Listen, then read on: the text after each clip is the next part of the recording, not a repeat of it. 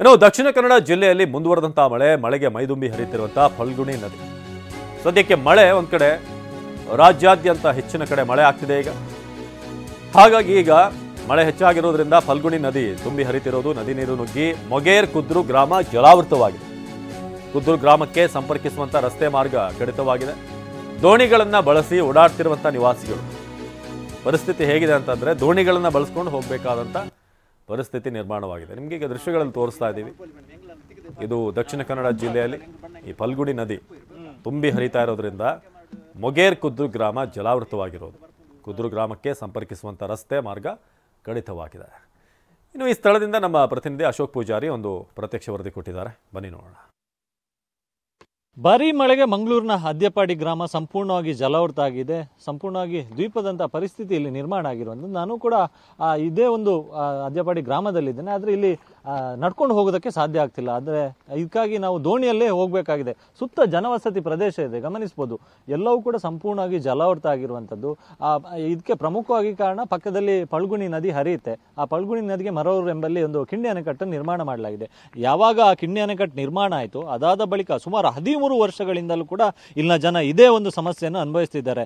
ಯಾವ ಮಳೆಗಾಲ ಶುರುವಾದರೆ ಸಾಕು, ಪಶ್ಚಿಮ ಘಟ್ಟ ಪ್ರದೇಶದಲ್ಲಿ ವಿಪರೀತವಾಗಿ ಮಳೆ ಆದಂಥ ಸಂದರ್ಭದಲ್ಲಿ ಫಲ್ಗುಣಿ ನದಿ ತುಂಬಿ ಹರಿಯುತ್ತೆ.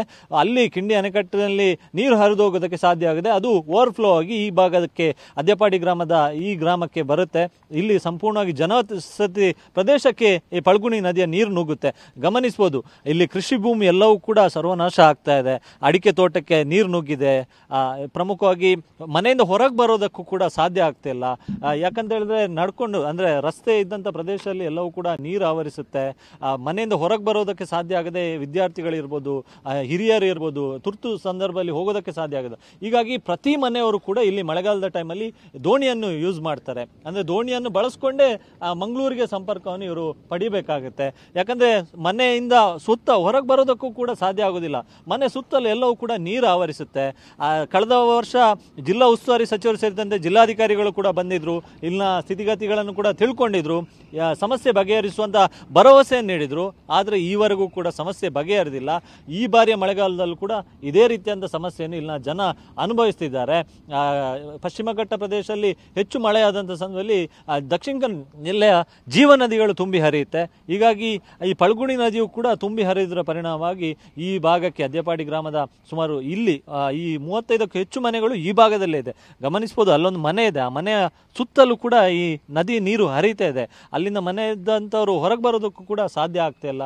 ಸುತ್ತ ಜನವಸತಿ ಪ್ರದೇಶ ಇದೆ.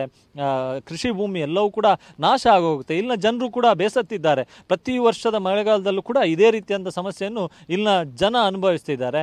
ಇದಿಷ್ಟು TV9 ಗ್ರೌಂಡ್ ರಿಪೋರ್ಟು ಈ ಅದ್ಯಪಾಡಿ ಗ್ರಾಮದಲ್ಲಿ ಮಾಡ್ತಾ ಇದೆ. ಪ್ರಮುಖವಾಗಿ ಇದರ ಉದ್ದೇಶ ಅಧಿಕಾರಿಗಳಿಗೆ ಇಲ್ಲಿನ ಸ್ಥಿತಿಗತಿಗಳು ಅರ್ಥ ಆಗಬೇಕೆನ್ನುವಂಥ ನಿಟ್ಟಿನಲ್ಲಿ TV9 ಕೂಡ ಪ್ರಯತ್ನವನ್ನು ಮಾಡ್ತಾ ಇದೆ. ಕ್ಯಾಮ್ರಾ ಪರ್ಸನ್ ರಾಜೇಶ್ ಜೊತೆ ಅಶೋಕ್, TV9 ಮಂಗಳೂರು.